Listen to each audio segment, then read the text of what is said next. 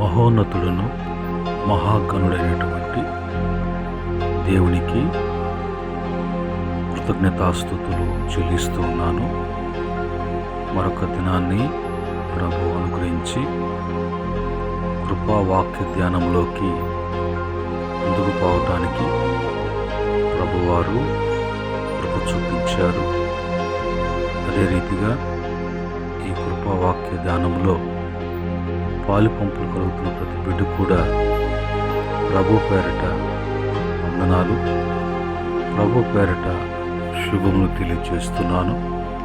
ప్రేమైనటువంటి దేవుని బిడ్డలారా, ఈ యొక్క ఉదయకాల మందు ప్రభు వాక్యాన్ని మనం చదువుకొని ఆ కృపా వాక్యాన్ని మన యొక్క ఆత్మీయ మేలు కొరకు ప్రభు సన్నిధిలో ధ్యానం చేద్దాం. చూడండి, కీర్తనలో ఉన్నటువంటి ఒక కీర్తన మనము అందులో చరణాలను మనం చదువుకుందాం. కీర్తన 18వ కీర్తన 17వ చరణం నుంచి 20వ చరణం వరకు ఉన్నటువంటి మాటలను మనం చదువుకొని అందులో ఉన్నటువంటి కృపా వాక్యాన్ని మనం ధ్యానం చేద్దాం. మొదటిగా కీర్తన 18వ కీర్తన 17వ చరణంలో, బలవంతులగు వారు నన్ను ద్వేషించువారు నాకంటే బలిష్ఠులై ఉండగా వారి వశము నుండి ఆయన నన్ను రక్షించెను.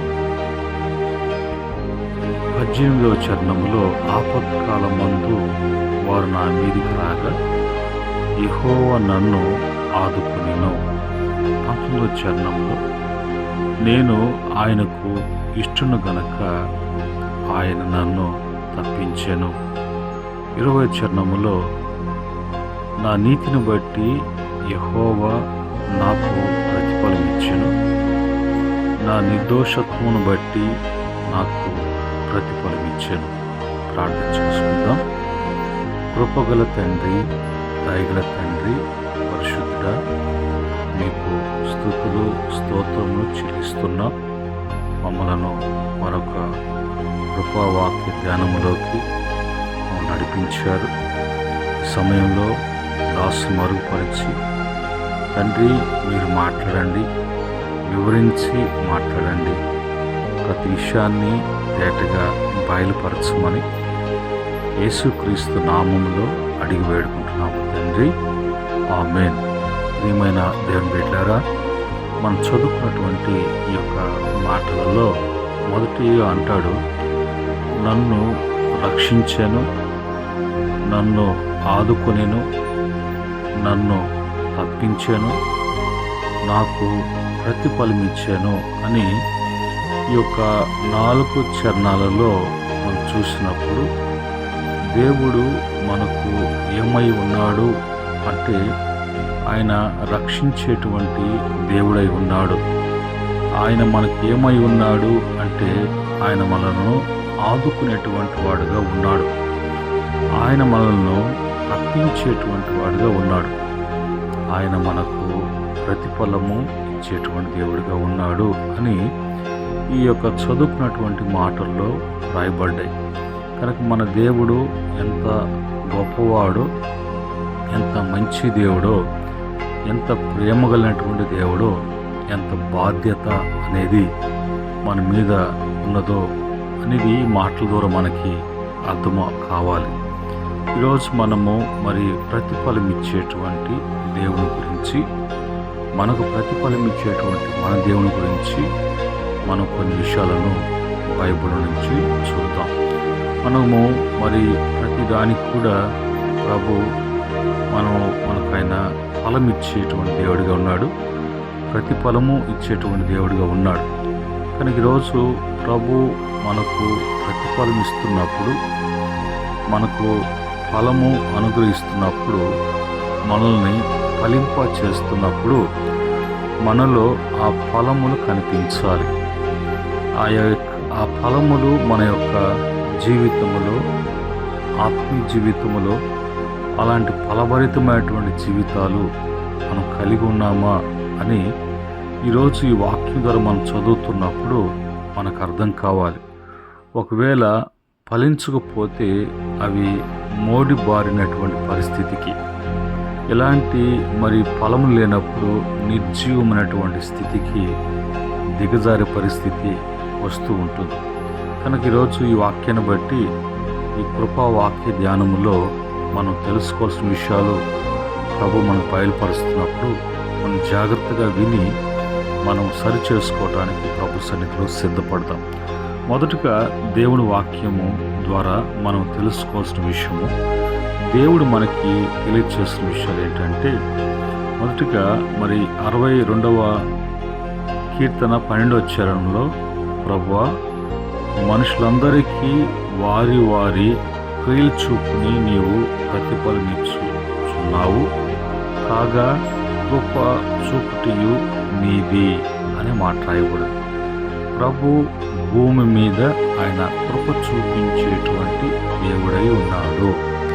ఆయన కలుగు చేసినటువంటి వాటన్నిటి మీద కూడా ఆయన కృప అనేది ఉంచి ఉన్నాడు. ఆ కృపను మనము వేడుకొని ఈ విధముగా మనం పొందుకునే అవకాశాన్ని ప్రభు మనకు అనుగ్రహించారు. కనుక ఈ కృప చూపించేటువంటి దేవుడు ఆయన అన్యాయస్తుడు కాదు. ఆయనలో ఎలాంటి భేదాభిప్రాయము కూడా ఆయనకి లేదు. ఆయన న్యాయవంతుడు, సత్యవంతుడు, నీతిమంతుడు. కనుక ప్రతి మనిషి వారి వారి క్రియలు ఎలాగున్నాయో ఆ క్రియలు తగ్గట్టే వాళ్ళకి ప్రతిఫలం అనేది ఉంటుంది. కనుక ఆ క్రియలు మంచివి లేకపోతే దానికి తగినటువంటి ప్రతిఫలమే అనుభవించాల్సి వస్తుంది. మంచివైనప్పుడు ఆ మంచిని బట్టి ప్రభు ప్రతిఫలం ఇచ్చి ప్రభు తృప్తిపరిచేటువంటి వారుగా ఉన్నారు. అలాగనే బైబిల్లో ఎవరెవరికి ప్రభు ప్రతిఫలము అంటే 91వ కీర్తన 8వ చరణంలో, భక్తిహీనులకు ప్రతిఫలమున్నది, 94:2లో గర్విష్ఠులకి ప్రతిఫలమున్నది, సామెతలు 11:31 ప్రకారంగా నీతిమంతులకి ప్రతిఫలము ప్రభు ఇచ్చేటువంటి దేవుడిగా ఉన్నాడు. అయితే ప్రభు ఆయన ఇచ్చేటప్పుడు ఆయన ఆ ప్రతిఫలం ఇచ్చేటప్పుడు ప్రభు ఎలాగ ఇస్తాడు అనేది మనం చూసినప్పుడు, ఇర్మీయా గ్రంథము 32:19లో ఉన్నటువంటి మాట ప్రకారంగా, ఆలోచన విషయంలో నీవే గొప్పవాడవు, క్రియలు జరిగించే విషయంలో శక్తి సంపన్నుడవు, వారి ప్రవర్తనను బట్టి వారి క్రియల ఫలమును బట్టి అందరికీ ప్రతిఫలమిచ్చుటకై నరపుత్రుల మార్గాలన్నిటినీ నీవు కనులారా చూచుచున్నావు అని అంటాడు. కనుక మనం చేసేది ప్రతిదీ కూడా ప్రభు చూస్తున్నాడు. ప్రభు చూడట్లేదు, ప్రభు కనిపించటం లేదు, ప్రభుకు తెలియకుండా చేయాలి అని కొన్ని ప్రయత్నాలు కూడా చేస్తూ ఉంటారు.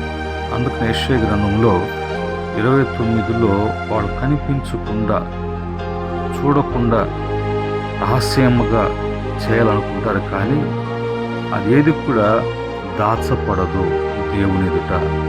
అలాంటి వారికి శ్రమలు తప్పవు అనేది అక్కడ రాయబడినటువంటి మాట. కనుక ప్రభు కనులారా చూస్తున్నాడు వాళ్ళ క్రియలకు ప్రతిఫలం ఇవ్వటానికి. ఆయన అన్ని విషయాల్లో శక్తి సంపన్నుడు, ఆయన గొప్ప వాడును, ఆలోచన విషయంలో గొప్పవాడు. ఆయన అన్ని కూడా చూచి ఆచి తూచి ఆలోచించి వాళ్ళ యొక్క క్రియలు తగినట్టుగానే ప్రతిఫలం ఇస్తాడు. కానీ ప్రభు ఎక్కడ కూడా అన్యాయస్తుడు కాదు అనే విషయాన్ని కూడా మనము వాక్యం నుంచి తెలుసుకుంటూ ఉన్నాం.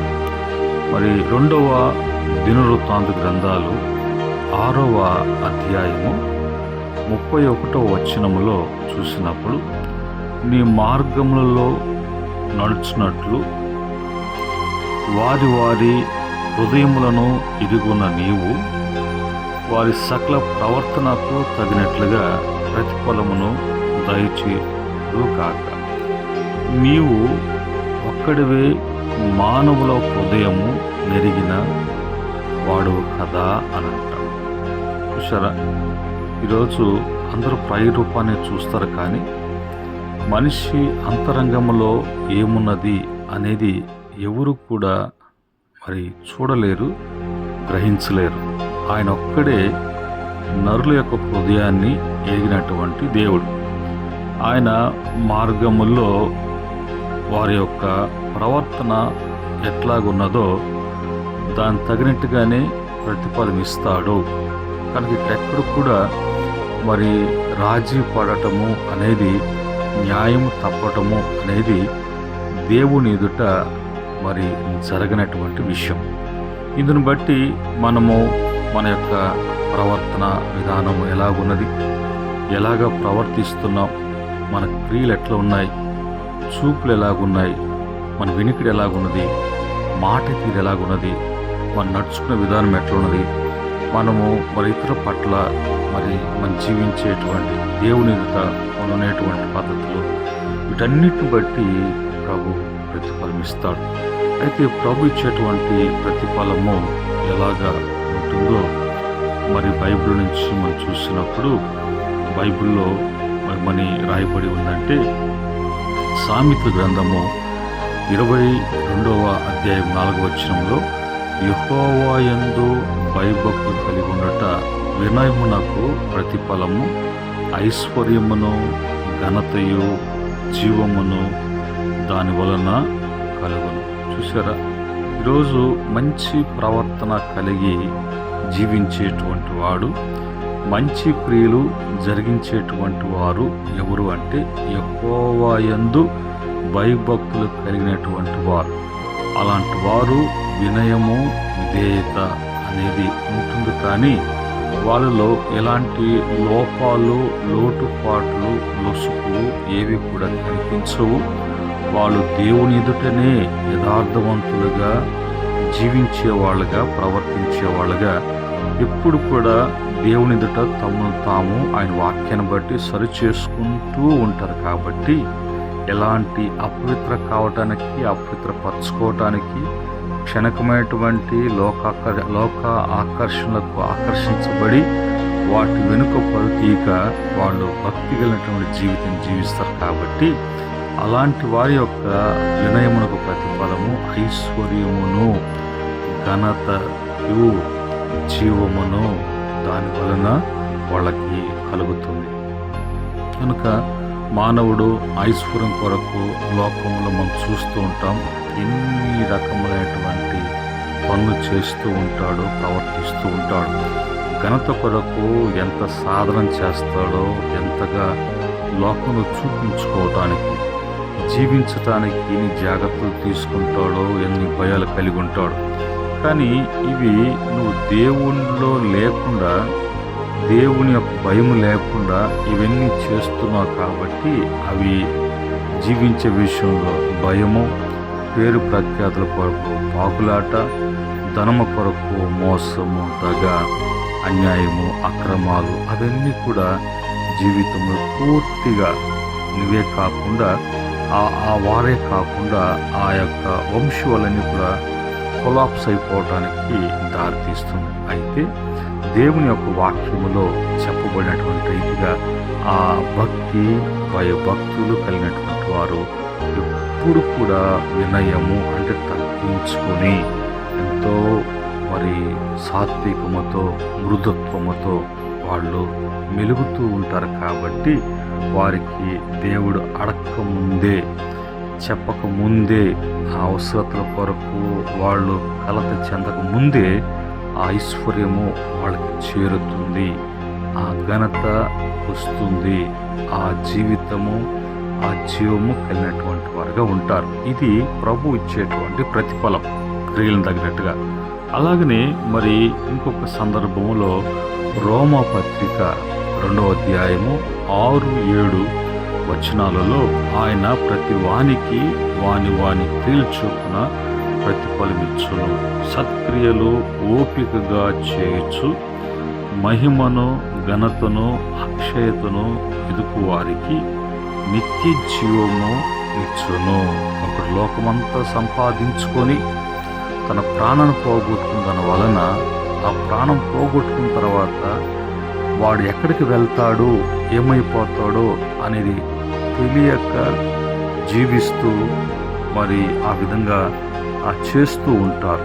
అయితే వాక్యం చెప్తుంది, మరి ఆ మంచి క్రియలు చేసేటువంటి వారు వాళ్ళకి సత్క్రియలు, మంచి క్రియలు ఓపికగా చేయొచ్చు. తొందరపాటుతో, విసుగుతో, మరి పలు విధమైనటువంటి డైరెక్షన్స్తో చేస్తూ ఉంటారు. అలా కాదు, మంచి క్రియలను ఓపికగా చేస్తూ మహిమ, దేవుని మహిమ, ఘనత, దేవుని ఘనత, మరి అక్షయతను, ఈ యొక్క క్షయమైన శరీరము అక్షయతను ధరించుకునేటువంటిదిగా కోరుకోవాలి. రేపు మనం మహిమతో మరి ప్రభు దగ్గరికి మనం వెళ్ళాలి కనుక ఆ మహిమతో మనం వెళ్ళినప్పుడు అక్షయతని దేహం అక్షయతను ధరించుకొని మహిమలో నుండి అత్యధిక మహిమలోకి ప్రవేశించబోతుంటాం. మనకు దేవుడి వలన మనకి ఘనత కలగాలి అనేటువంటి వారికి ప్రభు నిత్య జీవము వారికి శాశ్వతం. ఇది ప్రభు వలన మనకు మరి వచ్చేటువంటి ప్రతిఫలం. ఇలాంటి ప్రతిఫలం గురించి ఎప్పుడైనా నీవు ఆలోచన చేసావా? ఇలాంటి ప్రతిఫలము ఉన్నది అనేది గ్రహింపు ఉన్నదా? ఒకవేళ లేకపోతే, తెలియకపోతే ఈ కృపా వాక్య ధ్యానములో మరి ప్రభు మాట్లాడేటువంటి మాటలను బట్టి మరి ప్రతిఫలము ప్రతి ఒక్కరికి ఉంటుంది. మంచి వారికి ఉంటుంది, చెడు వారికి ఉంటుంది. మంచిని బట్టి ప్రభు ఏ ప్రతిఫలం ఇస్తున్నారో మనం తెలుసుకున్నాం. చెడును బట్టి వాళ్లకు ఎలాంటి ప్రతిఫలము, ఎలాంటి కీడు అనేది, ఎలాంటి నష్టము, నాశనము అనేది కూడా బైబిల్లో రాయబడ్డాయి. ఆ క్రమంలో బైబిల్లో మరి లేయ ప్రభు యుద్ధ నుంచి ప్రతిఫలం పొందుకుంది. రూతు, వీళ్ళంతా కూడా చాలా క్రిటికల్గా ఉన్నటువంటి పరిస్థితి, వాళ్ళకి అర్థం కాని పరిస్థితి, అయోమయ పరిస్థితి. అయినను దేవుని భయము, భక్తి, వాళ్ళ యొక్క ఓపిక, ఓర్పు, సహనము అనేది వారికి ప్రతిఫలము తెచ్చి పెట్టేటట్లుగా చేసింది. అలాగా దావీదు, అలాగా సొలొమోను, అలాగా భక్తుడైనటువంటి యోబు, వీళ్ళందరూ కూడా ఇంకా బైబిల్లో ఉన్నారు. వీళ్ళంతా కూడా దేవుని యొద్ద నుంచే ప్రతిఫలం పొందుకోవాలి, దేవుని వలనే మాకు ప్రతిఫలము అని జీవించారు. ఆ ప్రతిఫలం వాళ్ళు రుచి చూశారు. ఈరోజు ఈ యొక్క ఉదయకాలం మందు నీ జీవితంలో ఈ మాటలను బట్టి అలాంటి ప్రతిఫలం ప్రభు నీకు ఇవ్వటానికి ఇష్టపడుతున్నాడు. ఒకసారి వాక్యాన్ని బట్టి సరి చేసుకొని, సరికాకపోతే సరి చేసుకోవటం, తిరిగి ప్రభు ఎదుట ఒక భయభక్తులు కలిగి వినయ విధేయతలతో ప్రభు యొక్క ప్రతి ఫలాన్ని ప్రభు మరి అనుగ్రహించినట్లు, నువ్వు పొందుకున్నట్లు, అనుగ్రహించినట్లు ప్రభు యొక్క మహాకృప నీ మధ్యలో కార్యం జరిగించును గాక. ఆమేన్. ప్రేమగల తండ్రి, పరిశుద్ధుడైనటువంటి మా ప్రభా వాక్య ధ్యానంలో ప్రతిఫలం గురించి మాట్లాడారు. ఆ యొక్క విషయాలు వివరించారు. నీ బిడ్డలు వింటూ ఉన్నారు, దాంతో వినబోతూ ఉన్నారు. వారి జీవితాలలో సరి చేసుకొని నీ వలన కలిగే ప్రతిఫలం కలిగి ఉండే కృప దయచేయమని, కృపకు దయకు అప్పగిస్తుండగా మహిమ తెచ్చుకోమని ప్రభు అయిన యేసుక్రీస్తు వారి యొక్క దివ్యమైనటువంటి పరిశుద్ధ నామములు అడిగి వేడుకుంటున్నాం తండ్రి. ఆమేన్. పరమ తండ్రి దేవుని ప్రేమ, రక్షకుడైనటువంటి యేసుక్రీస్తు కృప, పరిశుద్ధ ఆత్మ యొక్క అన్ని సహవాసము మీకును మీ కుటుంబాలకును కలిగిన యావత్తుకును సకల పరిశుద్ధులకును ఆయన దాసులకును సదా తోడే ఉండి నడిపించునుగాక. ఆమేన్.